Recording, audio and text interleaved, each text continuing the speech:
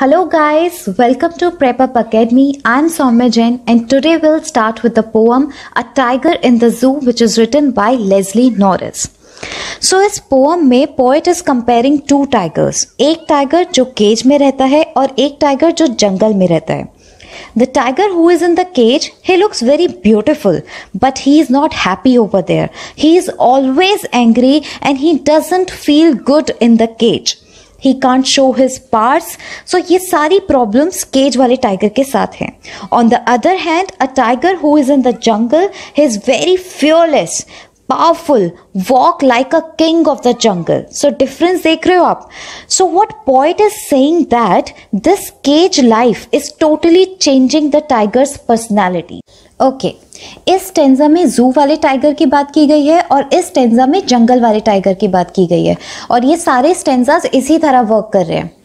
He stalks in his vivid stripes. So stalks is walking angrily. So he is for tiger. So tiger is walking angrily in his vivid stripes. Stripes are the lines which he has on his body.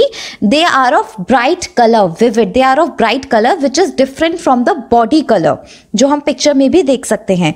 The few steps of his cage. Cage is bars or we can say pinjra. So he is walking angrily in his cage. Why few steps? Because the cage is very small, right? Compared to the jungle जहाँ वो पहले रहता था.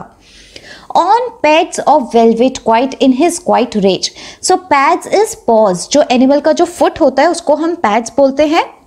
So pads is of velvet. Velvet is a very smooth cloth. तो जो बहुत smooth सा cloth, तो इस यहाँ पर इसको क्यों compare किया है? Because his paws is very smooth. And why quiet? Because he is walking quietly. क्योंकि उसके paws जो है वो इतने smooth हैं कि वो बहुत ही quietly walk कर रहा है उसमें. In his quiet rage. Rage is anger. Rage is anger. So यहाँ पर क्वाइट भी यूज किया गया है और रेज भी यूज किया गया है. So what it is showing that he is walking angrily, right, but quietly also, which means that he is very angry क्योंकि वो केज में है and from where he can't get out, but he can't do anything about it क्योंकि अब वो cage में आ चुका है और अब वो कुछ नहीं कर सकता. That's why he is very quiet. He should be lurking in shadow. तो lurking means hiding somewhere to attack और shadow is a dark area. तो यहाँ पर अब जंगल वाले टाइगर की बात हो रही है कि अगर वो जंगल में होता then he must be hiding somewhere in a very dark area so that he can attack. और कहाँ छुपा होता? Near the long grass, near the water hole, जहां से प्लम्प इज वेरी फैट, जहां से एक मोटा सा डियर पास हो रहा होता. So what he is saying कि अगर वो जंगल में होता तो वो छुपा होता कहाँ पर? Near the long grass means he must have been moving very quietly अगर वो जंगल में होता. Behind the long grass near the water hole, मतलब जहाँ पर जो जंगल के जो एनिमल्स हैं पानी पीने के लिए आते हैं वहाँ पर वो छुपा होता. Where the plum from where the very fat deer, वहाँ से पास हो रहा होता. तो अगर वो जंगल में होता वो अपना शिकार करने के लिए छुपा हुआ होता ग्रास के पीछे, वाटर होल के पास. तो इन दोनों स्टैंजास से हमें यही पता लगता है that poet is being very sad about tigers because he thinks that tigers should be in jungle rather than in cage, क्योंकि केज में he is suffering. Next stanza, यहाँ पे वापस से जंगल वाले टाइगर की बात हो रही है. He should be snarling around houses at the jungle's edge. तो स्नाल का मतलब क्या होता है? ग्राउल, मतलब एंग्री साउंड, और एज इज कॉर्नर. तो अगर अभी वो जंगल में होता तो वो जंगल के कॉर्नर में जाकर हाउसेस के पास स्नाल कर रहा होता, मतलब दहाड़ रहा होता. Bearing his white fangs, his clause terrorising the village.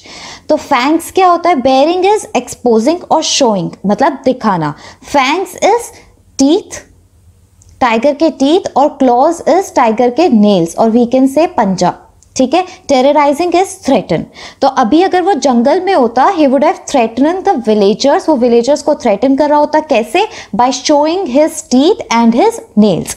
Simple है. तो इस स्टेंजा से हमें क्या पता लगता है? That if he didn't find his prey in the jungle then he would have been going to the corner of the jungle where people live, means nearby there houses. So इस stanza से poet हमें क्या बता रहे हैं? That if tiger didn't find his prey in the jungle then he would have been growling at the corner of the jungle where people live, मतलब near by there houses. He is locked in a concrete cell, his strength behind bars. तो यहाँ पर again जू वाले tiger की बात हो रही है. What concrete is? Concrete is a mixture of cement and water. तो concrete cell यहाँ पर केज के लिए बोला है कि अब वो केज में लॉक्ड है जो जू वाला टाइगर है, एंड और जो उसकी स्ट्रेंथ है वो भी उन बार्स के पीछे है. Means he can't do anything from there. Stalking the length of his cage, ignoring visitors. Stalking is what? Following or moving. Now he is moving in his cage and ignoring the visitors. Means if any visitor comes to meet, then he neither gets happy about it nor he pays any attention towards them. वो बस उनको ignore कर देता है and he is just moving silently in his bars. So इस stanza में poet is feeling so sad about tiger as he is locked in this cage and he has been treated as a prisoner over here. He hears the last voice at night, the patrolling cars. Patrolling is to guard, to make sure that everything is all right. तो दिन में क्या हो रहा है? He is just ignoring visitors. और रात को क्या हो रहा है? He just hears the sounds of the car of a police. और पुलिस वहाँ क्या कर रही है? They are just making sure that everything is all right. And stares with his brilliant eyes at the brilliant stars. Stares is looking for a long time.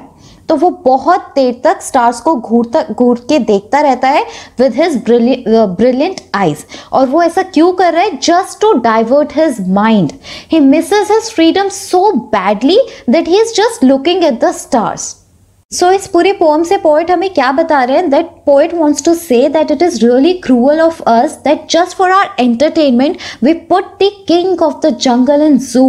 और tigers, they are not happy in cage and they feel so helpless.